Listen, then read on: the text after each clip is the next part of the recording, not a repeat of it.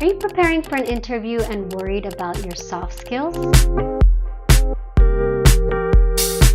My name is Alice and I'm a communications coach and an online educator, and today we're going to talk about how to get better at interviewing with your soft skills. So make sure to stay throughout the entire video because we're going to go step by step on how to prepare for the interview and how to actually demonstrate your soft skills. I'll also break down what those soft skills are and how you can actively highlight those skills. So let's get started. I wrote a few soft skills down and here's a quick rundown. These are the top 7 that I've researched that almost 95% of the time, whether it's an employer or recruiter, that they'll ask. So the first one is teamwork, and what that really means is working well with others. When you're in a job, you're more likely going to have to work with a team member or with a group of people. The next one, problem solving. This is how you think to solve the problem. Next one is communication, which is really about expressing yourself clearly, whether verbally or non-verbally. We'll go over that later. Adaptability, how you adjust to new situations, and this is important because guess what? You're entering a new job. Critical thinking, it's analyzing information logically. They want to know how you think. The next one is time management, how you prioritize your tasks and help your team members prioritize theirs. Interpersonal skills, which is building positive relationships with your team members. And this is important because you always want to have a good relationship with your colleagues and your boss. It makes you focus. So let's now look at the common interview questions that the employer or the recruiter will ask you in regards to these soft skills. When it comes to teamwork, you might be asked, can you give me an example of a time you've worked successfully as part of a team? Or how do you handle conflicts within a team? Or describe a situation where you have to work with a difficult team member. These are crucial questions and almost always get asked. I mean, I remember right after grad school, I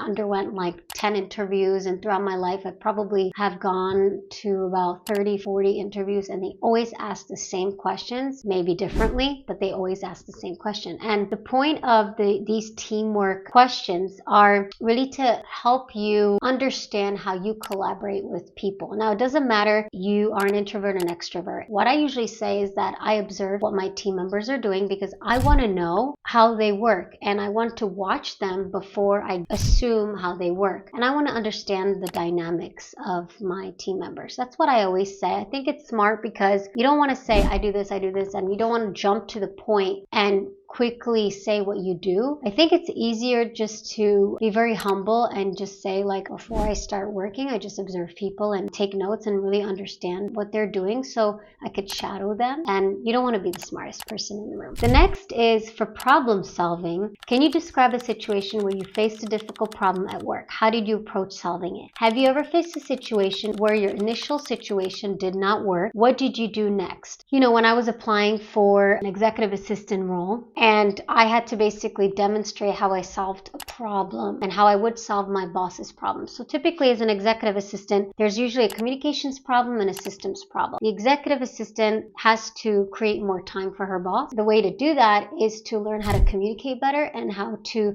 streamline some of these processes. So I would focus on giving examples of the problems that I solved with respect to communication and systems, because for that role as an executive assistant, these two are crucial. For adaptability, you might hear questions like, describe a situation where you had to learn something new quickly to succeed in your job. And can you provide an example of a time when you had to work outside of your comfort zone? They always ask this question. Describe the time when you had to work outside of your comfort zone. Let's be honest, every day at work is working outside of the comfort zone. I think this one is really important to be authentic and showcase some humility. You don't just talk about the challenge that you had, but how you overcame it. People want to know really how you solve your own problems when a problem arises. When it comes to critical thinking, expect questions like these. Can you describe a time when you had to analyze information and make a recommendation? Describe a situation where you had to identify the underlying cause of the problem. I love it. They want to know what is your thinking process, and they want to understand how you think. Are you logical, pragmatic, creative? Do you do 2D thinking, 3D, 4D, 5D thinking? Are you a sequential thinker? Are you an outside-of-box thinker? Do you think visually? Do you process information more easily if you hear them or if if you write it down. So I think it's really important for them to understand how you think and really ask yourself these questions like, how do I actually think? So this one is important. The next one, time management. You might be asked the question, how do you manage your time and prioritize tasks? This is smart because you want to share your strategies, and maybe time management means gathering information from your team members or researching them online or even looking into systems. They want to see, are you more technically inclined? Are you more human relations inclined? I mean, the whole point of the interview is really being honest. Rehearse these answers and we can tell them what they want to hear. But ultimately, people will sense that if you're telling the truth, so you might as well mention what feels right to you. My last one and favorite is interpersonal skills. The type of questions they might ask will be, can you describe a time when you had to work with someone who had a different communication style than your own? Tell me about a situation where you had to manage a conflict between team members. A lot of the times what I say is I practice active listening, which means repeating word for word what the person said. I also document everything. Whether I was a boss or an employee, I had a lot of reports. I asked for a lot of feedback. I held weekly meetings, but more importantly, I gave people independence to do the work that they wanted, because I think that from understanding who they are as people, I knew which ones were self-directed and which one needed feedback. The way that I handle is I adjust my communication style to fit the need of the other person. Just because I communicate one way doesn't mean that they're going to receive the information that I'm giving them. They want to see if you could do the job. Technically, they know you can do it because they've already looked at your resume. They want to verify the information that's written on the resume is indeed who you are and what you've done. They get to understand from you how you actually work and how you think and what kind of valuable insights you bring to the company. Most people just focus on their technical skills, but I always recommend people to go above that and really show how valuable you are. You can add that you have access to networks, you have traveled abroad, you have already researched this company, maybe you've been referred to this company. So you want to go above and beyond your resume. Even if there's some parts on the resume you didn't mention, always share that insight, that extra nugget of information, as we say, to surprise the recruiter and the boss and really to go deeper. I know it's very short. These interviews are typically anywhere from 20 to 30 minutes. You could pack a lot of information in 20 minutes by being clear and concise. By focusing on your soft skills, you improve the interview. You actually are able to have a clearer understanding of yourself. And also, this is an exercise in your values. How do you think and what do you value? What motivates you? This is what they want to know, because they want to make sure that if they invest in you,